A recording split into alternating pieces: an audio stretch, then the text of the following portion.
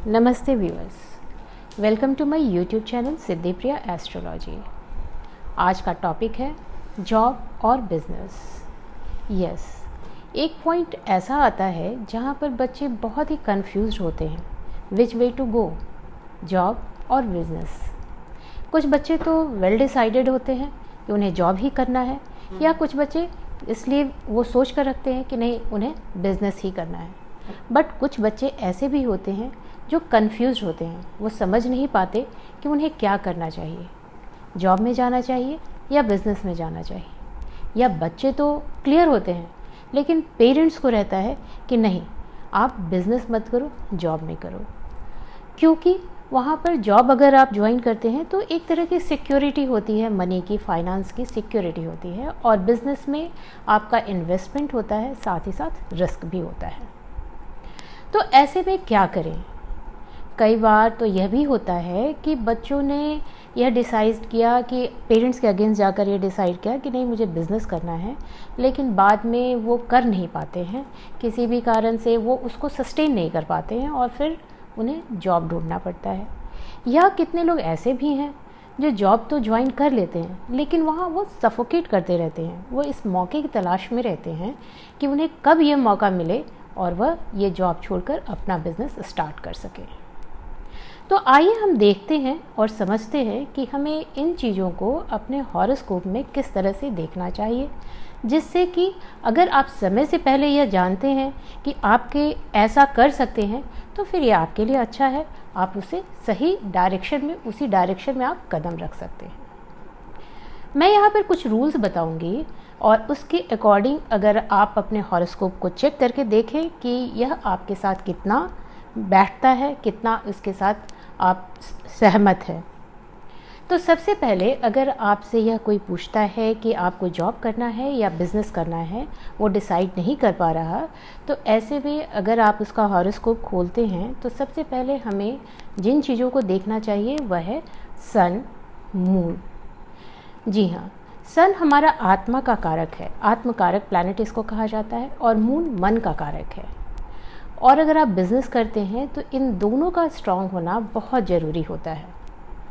सन आपको आत्मबल देता है और मन आपको सही डिसीज़न लेने में मदद करता है। साथ ही साथ अगर कुछ अप्स एंड डाउन्स आपके बिज़नेस में आ रहे हैं तो उसको फेस करने की कैपेसिटी आपको मन से मिलती है, मून से मिलती है। इसलिए सन और मून का स्ट्रॉन्ग होना बहुत ज़रूरी है। अगर हॉरोस्कोप में सन और मून की पोजीशन बहुत अच्छी नहीं है तो ऐसे में बेहतर यही होगा कि आप जॉब करें, क्योंकि वहाँ आपको सेट इनकम है, वहाँ आपका लॉस नहीं है। ऐसा नहीं है कि आपने बिज़नेस स्टार्ट किया और नहीं कर पाएंगे और फिर आपको आपने जो भी फाइनेंस उसमें इन्वेस्ट किए हैं उसका लॉस होगा। इसलिए हमें सन और मून को देखना चाहिए। अब इसके बाद जो हमारा नेक्स्ट इम्पॉर्टेंट प्लैनेट है वह है लग्नेश। हमें यह देखना बहुत ज़रूरी है कि लग्नेश की स्थिति क्या है। आपके हॉरोस्कोप में लग्नेश किस पोजीशन में है? क्या वह 6, 8 और 12 जैसे भावों का स्वामी है? अगर 6, 8 और 12 जैसे भावों का स्वामी है तो डेफिनेटली आपको थोड़ी बहुत प्रॉब्लम, स्ट्रगल हो सकती है। साथ ही साथ अगर वह अपने डेबिलिटेटेड साइन में हो या किसी एनिमी प्लैनेट के साथ बैठा हो तो भी आपको स्ट्रगल देखने को लिए मिलता है, और ऐसे में आपको अपना बिज़नेस इस्टेब्लिश करने में बहुत स्ट्रगल करना पड़ता है। हो सकता है कि आपको जितना उस बिज़नेस से प्रॉफिट आना चाहिए वो उतना प्रॉफिट नहीं आएगा। अब जो थर्ड पॉइंट है वह यह है कि हमें मरकरी की पोजीशन देखनी चाहिए, मरकरी एंड सैटर्न। मरकरी अगर सन के साथ ना हो, उसके एक घर आगे या पीछे हो, तो ये काफ़ी अच्छी स्थिति है। इसलिए क्योंकि यहाँ पर अगर सन के साथ मरकरी नहीं है तो वो इंडिपेंडेंटली डिसीज़न लेने में सक्षम होता है। पर इसके साथ ही साथ हमें अब यहाँ यह भी देखना होगा कि क्या मरकरी किसी मेलेफिक प्लैनेट के साथ है या किसी ऐसी राशि में है जो उसकी मित्र राशि नहीं है। अगर मित्र राशि नहीं है, किसी मेलेफिक प्लैनेट के साथ है, तो फिर आपको यहाँ प्रॉब्लम हो सकती है। इसलिए मरकरी का पोजीशन देखना बहुत ज़रूरी है। यहाँ हमने बात कर ली सन, मून मरकरी एंड सैटर्न दोनों केस में अगर आप जॉब कर रहे हो तो, या आप अपना बिजनेस कर रहे हैं तो भी, दोनों केसेस में सैटर्न का सपोर्ट आपको हॉरोस्कोप में डेफिनेटली होना ही चाहिए। इसके अलावा कई बार आपने देखा होगा कि लग्नेश 9th हाउस में बैठा है या 10th हाउस दशमेश 10th हाउस का लॉर्ड 9th हाउस में हो या इनका राशि परिवर्तन हो, तो ये दोनों ही स्थितियाँ काफ़ी अच्छी हैं। यहाँ आपको आपके भाग्य का सपोर्ट मिलता है और आप बिजनेस काफ़ी अच्छे से कर सकते हैं। ये हमारे प्लैनेट्स की बात हो गई। अब अगर हम बात करें हाउसेस की, तो हम जॉब के लिए 6th हाउस को देखते हैं, आपका 6th हाउस स्ट्रांग होना चाहिए, और बिज़नेस के लिए हम 7th हाउस को देखते हैं, कई बार 5th हाउस को भी देखते हैं। इन दोनों भावों का स्ट्रांग होना बहुत ज़रूरी है। साथ ही साथ इनका 10th एंड 11th के साथ कनेक्शन, 2nd 10th 11th ऐसे भावों के साथ कनेक्शन बहुत ज़रूरी है, क्योंकि ये धन के भाव हैं।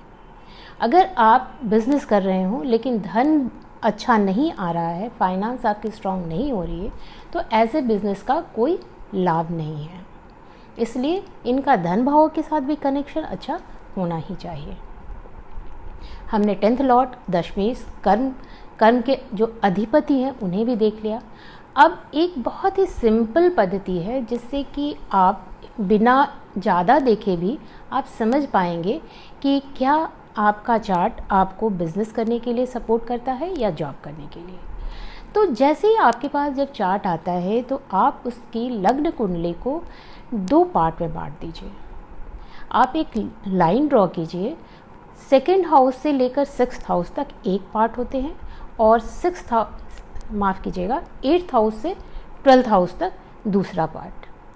अगर आपके मैक्सिमम प्लैनेट 8th हाउस से 12th हाउस के बीच में बैठे हों, तो ऐसे केस में आपको बिजनेस करना चाहिए, क्योंकि यह आपको स्ट्रेंथ देता है। ये आपका अगर मैक्सिमम प्लैनेट 2nd हाफ में है, इट मीन्स कि आप जो भी काम करेंगे उसके लिए आपको रिकॉग्निशन मिलेगी। अगर 1st हाफ में है तो आप चाहे कितनी भी मेहनत करें लेकिन उसके लिए आपको रिकॉग्निशन नहीं मिलती है। तो हमें रिकॉग्निशन कहाँ नहीं मिलती है? जब हम जॉब करते हैं तो हमें रिकॉग्निशन नहीं मिलती। हमारा काम किसी और के लिए होता है, वहाँ पर हम जब तक काम कर रहे होते हैं तब तक ही उनके लिए वैल्यूएबल होते हैं, उसके बाद हमारी कोई पोजीशन नहीं होती है। लेकिन जब आप बिज़नेस करते हैं तो वहाँ अगर आपके प्लैनेट्स का सपोर्ट है और आप बिज़नेस कर रहे हैं, तो वैसे में अगर आप बिज़नेस कर रहे हैं, छोटा बिज़नेस भी क्यों ना हो, अगर आप अगर आपको रिकॉग्निशन मिलता है, इट मीन्स कि आपका बिज़नेस अच्छा चलेगा। भले ही वो अगर छोटी सी किराना की शॉप भी है, लेकिन अगर वो अच्छी चलती है तो आसपास के सभी लोग जानते हैं कि ये किराना की स्टोर अच्छी है।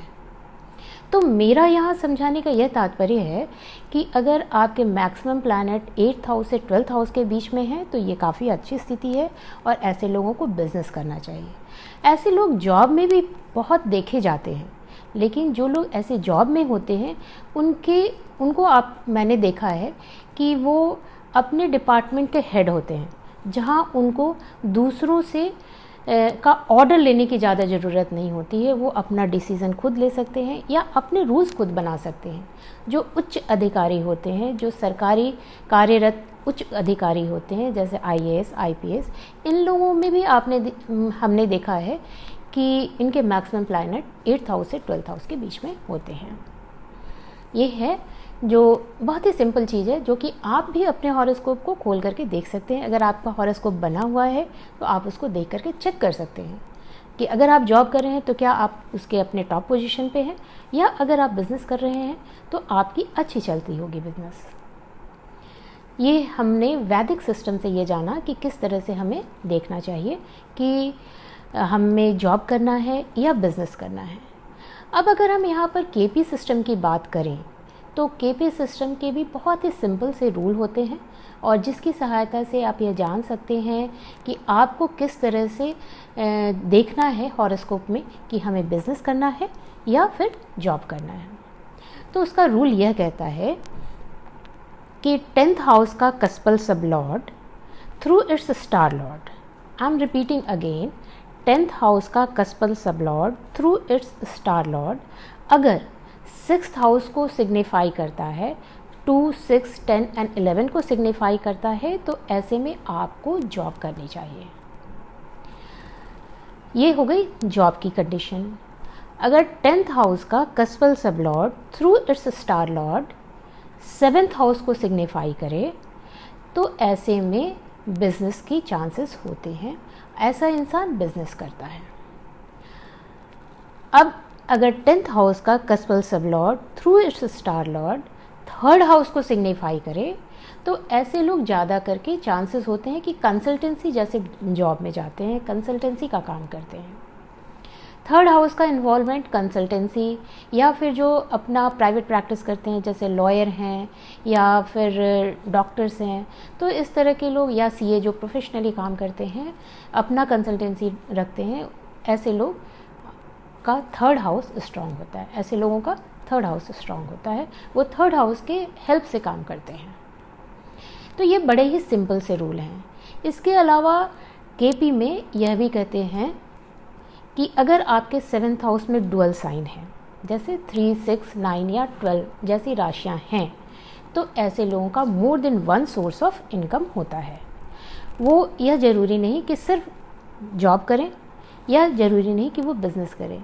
वो हो सकता है कि वो जॉब कर रहे हैं, साथ ही साथ उनका कुछ बिज़नेस हो छोटा सा, या अगर वो बिज़नेस भी कर रहे हैं तो उनको एक और सोर्स ऑफ इनकम, जैसे कि अगर उनकी रेंटल प्रॉपर्टी हो सकती है या कोई भी एक और सोर्स ऑफ इनकम उनका डेफिनेटली होता है। तो ये बड़े ही सिंपल से रूल हैं, आपको अपने बर्थ चार्ट में लगा कर देखना चाहिए।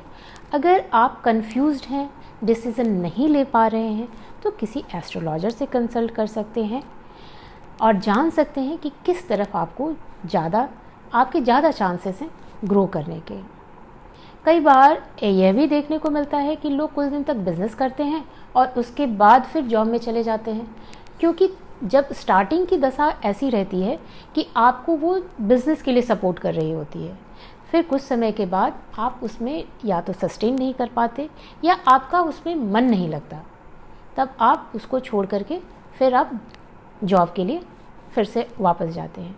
या आप जॉब कर रहे हैं, फिर आपकी दशा जब चेंज हुई, बिकॉज प्लैनेट्स आपके ऑलरेडी फेवरेबल हैं बिज़नेस करने के लिए, तो जब दशा वैसी चेंज होती है तो बिज़नेस आप ऑटोमेटिकली ज्वाइन करते हैं या आपके सर्कमस्टांसेस ऐसे बन जाते हैं कि आप बिज़नेस करने के लिए तैयार हो जाते हैं।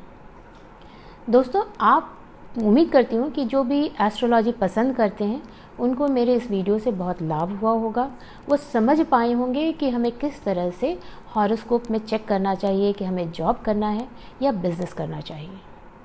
दोस्तों, अगर आपको मेरा यह वीडियो पसंद आया है तो प्लीज़ इसे लाइक कीजिए, सब्सक्राइब कीजिए, और आप मेरे अगले चैनल, अगर आप बेल आइकन दबाते हैं तो जब भी मेरा दूसरा वीडियो आएगा तो उसकी नोटिफिकेशन भी आपको मिलेगी।